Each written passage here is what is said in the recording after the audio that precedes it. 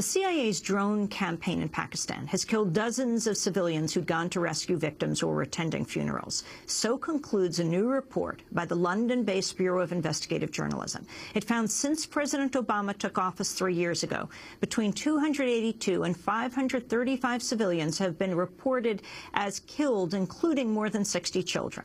The investigation also revealed at least 50 civilians were killed in follow-up strikes when they'd gone to help victims. More than 20 civilians have also been attacked in deliberate strikes on funerals and mourners. The report was published days after President Obama defended his administration's use of armed drones during a virtual interview conducted last week via Google Plus and YouTube. He also acknowledged the United States was carrying out drone strikes inside Pakistan.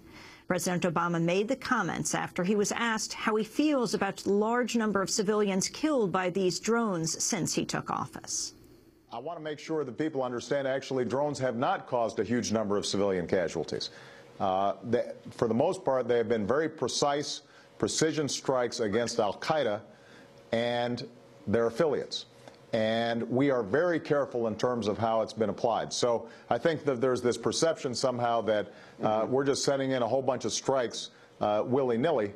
This is a targeted, focused effort at people who are on a list of active terrorists who are trying to go in and harm Americans, hit American facilities, American bases, and so on. It is important for everybody to understand that this thing is kept on a very tight leash. President Obama discussing the drones program in a virtual interview. Meanwhile, the American Civil Liberties Union filed a case last week to force the Obama administration to release legal and intelligence records related to the targeted killing of U.S. citizens in drone attacks in Yemen last year. The lawsuit charged the Justice and Defense Departments and the CIA with illegally failing to respond to requests made in October under the Freedom of Information Act. To find out more about drone strikes, we go to London to speak to the lead author of the Bureau report. Chris Woods is an award-winning reporter with the Bureau of Investigative Journalism. He leads the Bureau's drones investigation team. Talk about your research and exactly what you found, Chris. Good morning, Amy, and thanks for having the Bureau back on. We've been looking at this since August of last year, when we were putting together our massive database on CIA drone strikes in Pakistan. We noted that there were repeated reports at the time, contemporaneous reports in publications like New York Times, news agencies like Reuters, by CNN, that there were these strikes on rescuers, that there were reports that there had been an initial strike, and then some minutes later, as people had come forward to help and pull out the dead and injured, that drones had returned to the scene and had attacked rescuers. Now, we didn't take that at face value when we began a major investigation that's been ongoing for many months now, that we've just published in conjunction with the London Sunday Times, where we looked at those 18 original reports, and we've been able to confirm through our researchers on the ground in Waziristan that a dozen of those attacks on rescuers and also 2 attacks on funerals have taken place in Waziristan. And we've been able to name just over 50 civilians that we understand have been killed in those attacks. In total, we think that more than 75 civilians have been killed, specifically in these attacks on rescuers and on mourners, on funeral-goers. I wanted to read to you an excerpt of a quote that just appeared in the New York Times. A senior American counterterrorism official speaking on the condition of anonymity questioned the report's findings, saying, "Targeting decisions are the product of intensive intelligence collection and observation." The official added, "One must wonder why an effort that has so carefully gone after terrorists who plot to kill civilians has been subjected to so much misinformation. Let's be under no illusions. There are a number of elements who would like nothing more than to malign these efforts and help al-Qaeda succeed." So said an unnamed senior American counterterrorism official in response to your report, Chris Woods.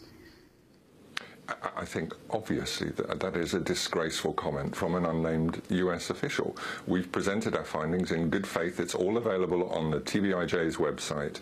Our data is transparent. We've linked all of our sources. Our field investigators have put up their findings. We have eyewitness testimonies. We have a supportive interview with the national security correspondent of the Washington Post, confirming that his U.S. intelligence sources confirmed to him that CIA drones willingly and and predictably carried out an attack on a funeral in Pakistan, deliberately targeting people there. If the CIA's response, or rather unnamed security officials' response to that, is simply to accuse us of aiding al-Qaeda, then something is going significantly wrong at the CIA and in the wider US intelligence community. Where do you go from here now with this report? And especially, what do you understand is the scope of the drone program? How much is it expanding? The drone program right now really does seem to have changed. There were a number of incidents at the back end of last year. Last year was a bad year for US drone strikes in Pakistan. Many things went wrong. A lot of civilians were killed. There was a lot of bad publicity that was generated for the administration. And then not actually a drone strike, but a NATO airstrike which killed 24 Pakistani soldiers last November effectively ended the drone campaign for about 55 days. It's resumed again beginning January 12th, but so far this year we've seen 4 strikes, and the targeting does appear to have changed on the ground. And just to be clear, the attacks on rescuers and mourners that we note, they've all occurred under the Obama administration between 2009 and July 2011. I think that date's quite interesting because that's also when Leon Panetta stepped down as head of CIA. You have an interim CIA leader, and then David Petraeus comes in. We haven't had any reports from Pakistan since July of last year of attacks on rescuers. So there's an indication of a policy change, and there's also an indication of a targeting change on the ground. So things may be changing at the moment. We're still trying to get a clearer understanding of what's taking place in Pakistan. I think the comments that these unnamed officials make really are unhelpful in these circumstances. I think the CIA should be looking. We've given them the names of 53 people on this occasion, named individuals, their tribes, the villages in which they died, the dates on which they died. Their response to that should be to go and have a look at that, and to look at their own evidence, and to challenge it against what we're putting forward, and to see whether they perhaps got it wrong or perhaps have been misled. This does need an inquiry from CIA into their past targeting practice. During President Obama's virtual interview last week with Google Plus and YouTube, he also said the drones program was a less intrusive way of targeting al-Qaeda. We have to be judicious in how we use drones, but understand that probably our ability to respect the sovereignty of other countries and to limit our incursions into somebody else's territory is enhanced by the fact that we are able to pinpoint strike an al-Qaeda operative in a place where the capacities of that military in that country may not be able to get them. So obviously a lot of these strikes have been in the Fatah and going after al-Qaeda suspects who are up in very tough terrain along the border between Afghanistan and Pakistan. For us to be able to get them in another way would involve probably a lot more intrusive military actions than the one that we're already engaging in. Chris Wood, your response. I think he does raise an interesting point. Of course, we know that US boots on the ground in Pakistan is far more inflammatory than these drone strikes, which almost certainly have been taking place with the secret collusion of the Pakistan government. Boots on the ground would be a disaster for both Pakistan and the United States.